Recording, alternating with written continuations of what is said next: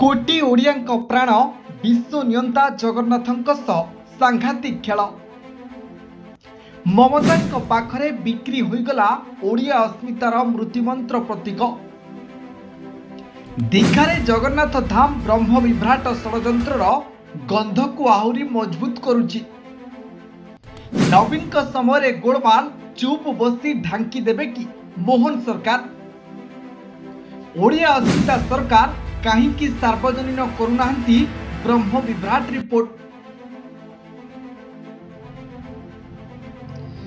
पश्चिमबंगर दीघारे जगन्नाथ मंदिर प्रतिष्ठा उत्सव में श्रीमंदिर दैतापति रामकृष्ण दास महापात्र योगदान पुरी दारुरे सेठारे विग्रह निर्माण एवं पश्चिमबंग सरकार दीघा को जगन्नाथ धाम घोषणा ओडिशा रे बड़ धरणर विवाद सृष्टि करिछि।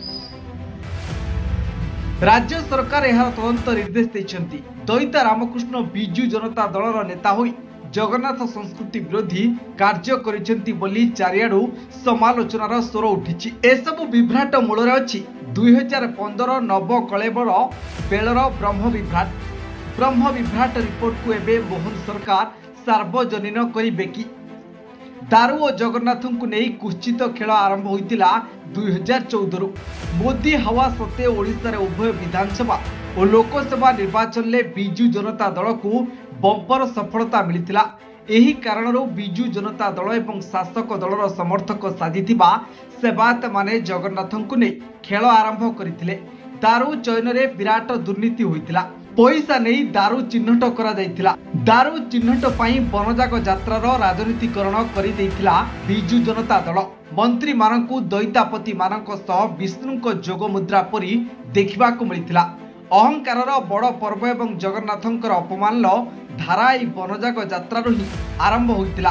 मंत्री और शासक दलर विधायक माने यात्रा को अपेरा रे परिणत करि दैथिले। 2015 नवकलेबर हेला सबुठु बड़ विभ्राट हेला ब्रह्म परिवर्तन बेले जहाँ साधारणतः निशाब्दरे होइथाय ताहा हेला उदुदिया खरा बेले।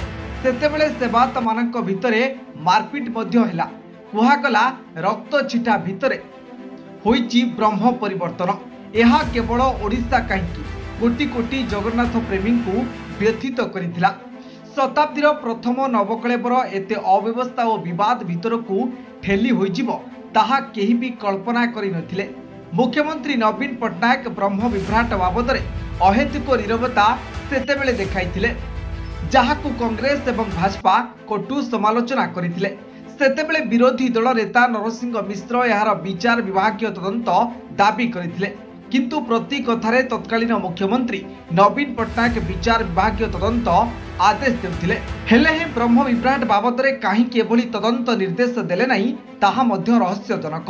शेषरे श्रीमंदिर मुख्य प्रशासक सुरेश महापात्र को तदंत दायित्व दिया जायतिला।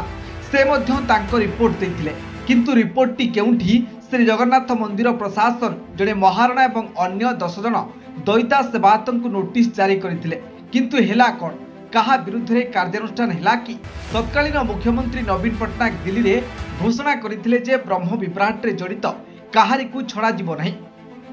काहाकू धरिले ता मध्य केही जानि पारिले नहीं। सुरेश को तदंत रिपोर्ट सार्वजनीन करिबा पई दाबी होइतिला। एही दाबी को श्रीमंदिर प्रशासन प्रत्याख्यान करि दैथिले। कहिथिले जे आरटीआई रे भी रिपोर्ट रे थिबा तथ्य दिया जीव नाही। 10 वर्ष होइगला ब्रह्म विभ्राट रिपोर्ट सेमिति अंधार रे रहिगला। विश्वस्त सूत्रु जना पड़ी जे ए रिपोर्ट रे दैता मानकर भूमिका बाबद रे अनेक किछि तथ्य अछि। एहा भितरे रामकृष्ण दास महापात्र अछंती कि? जेहेतु शासक दलर समर्थक दैता सेवायत मानक संख्या अधिक थिला सेही कारणरू रिपोर्ट को चापी दियागला। एबे भी ए रिपोर्टर कॉपी आईन विभाग एवं श्रीमंदिर प्रशासन पाखरे अछि किंतु मोहन सरकार एहाकू खोली नाहंती काहींकि? खाली तदंत आदेश देई केते दिन सरकार एमिति जगन्नाथ प्रेमी को भकुआ बनाई चली। ब्यूरो रिपोर्ट डिजिटल खबर टाइम।